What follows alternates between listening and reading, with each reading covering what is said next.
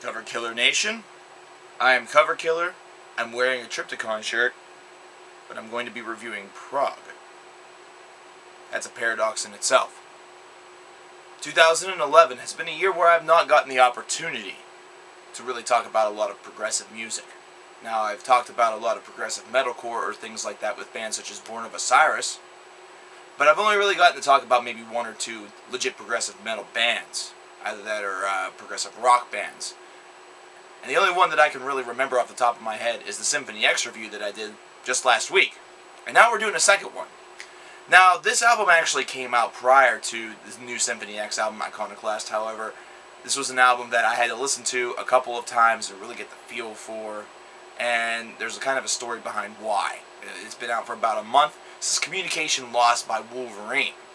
The reason why it took me so long to really output a review for this record is because 2006, Wolverine put out the album Still, which was able to really surprise the metal world, for me at least, and be my #1 album of the year. On a year where there were so many strong releases, where it was just a tremendous year for metal, and Wolverine was a band that I always semi-respected. However, this album came completely out of nowhere, and I listened to Still just time after time after time. I threw it on my iPod. I had to listen to it in the car almost every time I was in there. There were songs that always seemed to resonate within me. And 2006 was also the year where a lot of metal bands were putting George Bush critiques in their music. Wolverine did it on the song Liar on the Mount, and it was also done on Onslaught's record from that particular year, just to name a few, Killing Peace. But here it is, it's 5 years later, Communication Lost, and I'm left at a quandary. Will it be able to match up to Still? Still is an album of the year. Is Communication Lost that good? Well, it was time to find out. Now, the first thing is that the band themselves have indicated that Communication Lost's songwriting is supposed to be the logical progression point from Still. And you can definitely see that whenever you listen to this record. This record definitely has a lot of feels, a lot of feel, and a lot of a real tone and resonation that reminds you a lot of Still. However, the one thing that makes this this album a little bit more different, a little bit unique, is that you also hear a little bit more of a throwback in their sound in little droves on this particular record. You hear aspects from Cold Light of Monday, but you hear a lot more from their first record, The Window Purpose. The Window Purpose was released in the early 2000s, and it had kind of a darker sentiment to it, and it was also a lot heavier in moments. But then, you know, kind of like a night and day philosophy, it also had some of the lightest moments that you'll ever hear in Wolverine's discography.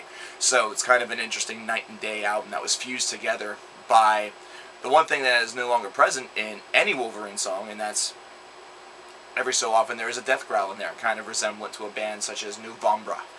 However, where these really come into play, where these references back really come into play, is the fact that they are almost combined in order to make something brand new. And that will be, in the future, the Communication Lost sound, where they take aspects from the Cold Light of Monday days or the Window Purpose days, where it's a very dark, a very melancholy, very brooding environment, and then they take the Still style of songwriting, fuse it together, bam, you create Communication Lost. Because don't get me wrong, Still did have some of the perennial aspects that you heard on Cold Light of Monday and on The Window Purpose. However, it also had its own identity to it. That's the reason why I really love Still. It had exploration, it had progression, it had identity. Communication Lost also has that same identity. However, it is a different identity, which is one thing that was very important. The one problem I always have is whenever something says it's the logical progression to this, it basically means we didn't change much up. Reload is the logical progression to load. And you saw what happened there. Communication Lost is a bit of a different beast. You see a lot more of a melancholic tone on this particular album. It was something that you saw a little bit on Still. However, Still was a little bit more outgoing of an album whenever it came to the mood than Communication Lost is. Communication Lost really breaks you down at certain levels with the melancholic tone, the very dark tone of this particular record really is able to exhibit. And that's something that's a very positive thing, because it has a lot of moments where the music almost breaks your heart with the lyrics pouring over it. which is a combination that can really make a listener very engaged with the record, very focused on the album, to the point where everything else that he's doing, he or she should I say, is doing, it is kind of trivial. It doesn't mean anything. Like if you're watching TV, you're not really watching TV. You're more listening to the album than watching the show. If you're reading a book, the words are there. You're seeing the words, but you're not understanding it the same way because you're hearing the tones of the album, and that's what's really resonating deep within your brain and deep within your subconscious.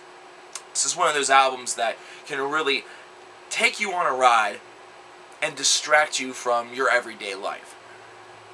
And what I think is the most perplexing about this record is the way in which it ends. It ends with a very cinematic feel, almost like it were ending movie credits, with the song entitled The Beginning, which is ironic, of course. And I really, some people may wonder what the purpose of this is, but I really find this to be, if anything, make the logical conclusion to like what people may call the still sessions, where they kind of exhibited that same songwriting style, and this is their way of indicating, well, this is the end of this movie, now we're going to try something different on the new record, on the next record after this. Either that, or there's something deeper behind that we kind of have to, you know, think about a little bit more and kind of bury ourselves into the music and try to consider all possibilities. It's a very interesting little idea. However, the real spotlight point, besides the song Embrace, which is just fantastic, is the title track, Communication Lost. This is Progressive Music 101. This is a song that defines what epic prog should be about, and they do it in less than 9 minutes. They're able to accomplish this by introducing the theme very quickly, right away, breaking it down, and then rebuilding it brick by brick, lyric by lyric, but also doing it with little subtle hints of other things coming in, little additions. Almost like if you take an old building, you tear it down, you build it back up, you make it newer, you make it a little bit better, you make it a little bit stronger. In song, you're adding a layer, you're adding a keyboard part, you're adding this. You're basically rebuilding up back to that central theme, but you're doing so with other things thrown in there. Powerful song, fantastic song, probably the best track off of the record. But how does this record as a whole stand out and stand up to Still and to the other albums here in 2011? Well, compared to Still, it's a very, very fitting follow-up. I like this album a lot. This is one that it troubled me so much that I had to listen to it so much, you know, so many times before I was able to reflect a review upon you guys, that I really think that's a positive thing. I was personally conflicted due to the fact it was following up Still, but then I was also conflicted because I wanted to be able to tell you as much as I possibly could about Communication Lost.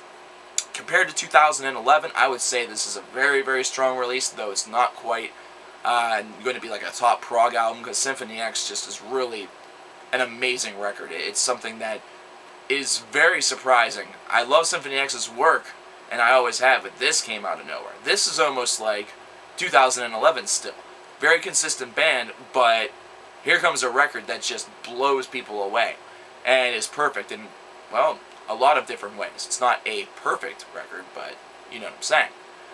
I would give Still a very strong 8.5 out of 10. This is one of those albums that's not going to make it to the top part of the list. It's not going to be #1. We're not going to have that surprise moment again, which is unfortunate because this album is damn good and qualified. However, it just doesn't quite have enough, and other bands have done a little bit more this year. That's no fault of Wolverine. The 5-year wait for this album was certainly well worth it. However, it's just come up against a year that has a lot of great records. Also, guys, Cover Killer Nation is telling you today you should definitely check out the Cover Killer Nation Facebook page. It's Cover Killer, and then a space, and then Nation. We had our first official CKN exclusive poll over there. There's going to be more of those to come.